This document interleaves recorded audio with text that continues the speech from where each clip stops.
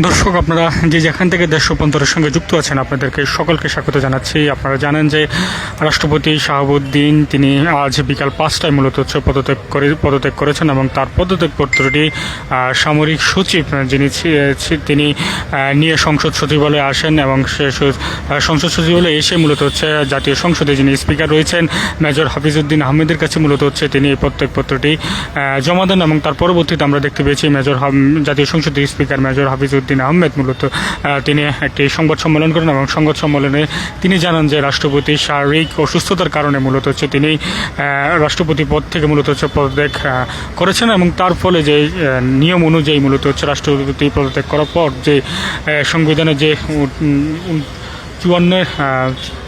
চুয়ান্ন যে ধারা রয়েছে সেই ধারা অনুযায়ী মূলত হচ্ছে ভারপ্রাপ্ত রাষ্ট্রপতি হিসাবে দায়িত্ব পালন করবেন জাতীয় সংসদের স্পিকার মেজর হাফিজউদ্দিন আহমেদ। এবং আপনারা জানেন যে আগামী রাষ্ট্রপতি যখন পদ শূন্য হয় এবং সেই শূন্য হওয়ার পর মূলত হচ্ছে আগামী 90 দিনের ভিতরে মূলত হচ্ছে রাষ্ট্রপতি পদের জন্য নির্বাচিত হয়ে থাকে এবং নির্বাচন করে থাকে এবং জাতীয় সংসদ মূলত সংসদ সদস্যরা মূলত সেই পদটির জন্য নির্বাচিত করে থাকেন।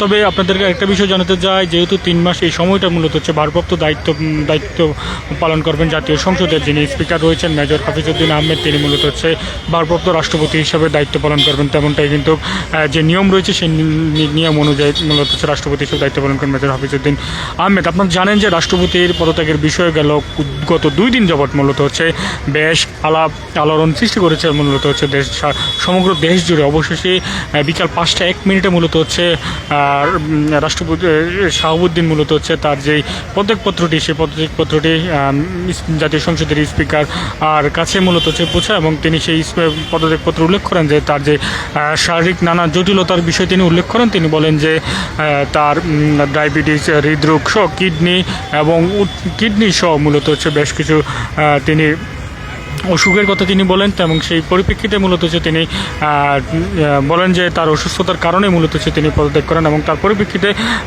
স্পিকারও সেটি গ্রহণ করেন এবং পরবর্তীতে আমরা ভারপ্রাপ্ত রাষ্ট্রপতি হিসেবে দায়িত্ব পালন করবেন যে জাতীয় সংসদ যিনি স্পিকার রয়েছেন এবং তিনি মেজর হাফিজউদ্দিন এবং সেই স্পিকার দায়িত্ব পালন করবেন। দর্শক, সেই জাতীয় সংসদের যেই সংসদের যে রাষ্ট্রপতি যে পদটি রয়েছে সেই পদটি নিয়ে কিন্তু ইতিমধ্যেই কিন্তু আমরা যখনই রাষ্ট্রপতি পদত্যাগের বিষয়টি সামনে এসেছে আমরা বেশ কিছুদিন ধরে পরবর্তী রাষ্ট্রপতি হিসেবে কে দায়িত্ব পালন করবেন সেই বিষয়টা মূলত হচ্ছে আলাপ আলোচনার সামনে এসেছে। বিশেষ করে কয়েকটি বাংলাদেশের বেশ কিছু গণমাধ্যমে কিন্তু সেই আলাপ আলোচনা এবং কিছু সংবাদ প্রকাশ করেছে এবং কয়েকটি নামও কিন্তু সামনে রয়েছে।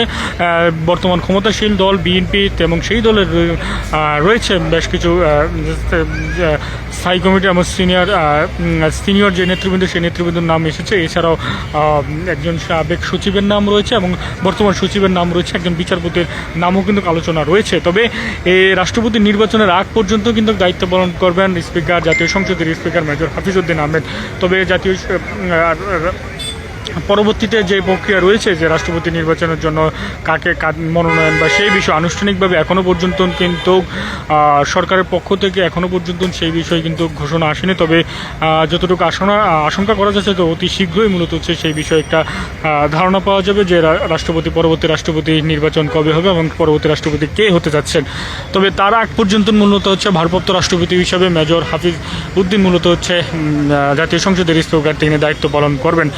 দর্শক, গত 2 দিন যাবৎ আপনাদেরকে যেমনটা বলছিলাম যে বাংলাদেশ সহ আন্তর্জাতিক কয়েকটি গণমাধ্যমে কিন্তু খবর বেরিয়েছিল যে রাষ্ট্রপতি যিনি পদত্যাগ করবেন এবং সেই কল্পনাকে অবসান ঘটিয়ে তিনি আজ বিকাল 5:01 সময় মূলত হচ্ছে তিনি পদত্যাগপত্রটি তার যে রাষ্ট্রপতি পদত্যাগ করে পদত্যাগপত্রটি জাতীয় সংসদের যে সচিবালয় রয়েছে সেই সচিবালয় মূলত হচ্ছে সামরিক সচিবের মাধ্যমে মূলত হচ্ছে স্পিকারের নিকট জমা দেন এবং স্পিকার সেটি গ্রহণ করেন এবং স্পিকার সেই সংবাদ সম্মেলনে বলেন যে রাষ্ট্রপতি তিনি যেহেতু নির্বাচনের একটা সংবিধানের তিনি 54 অনুচ্ছেদ অনুযায়ী তিনি মূলত হচ্ছে ভারপ্রাপ্ত রাষ্ট্রপতি হিসেবে দায়িত্ব পালন করবেন এবং পরবর্তী রাষ্ট্রপতি নির্বাচন হওয়ার আগ পর্যন্ত।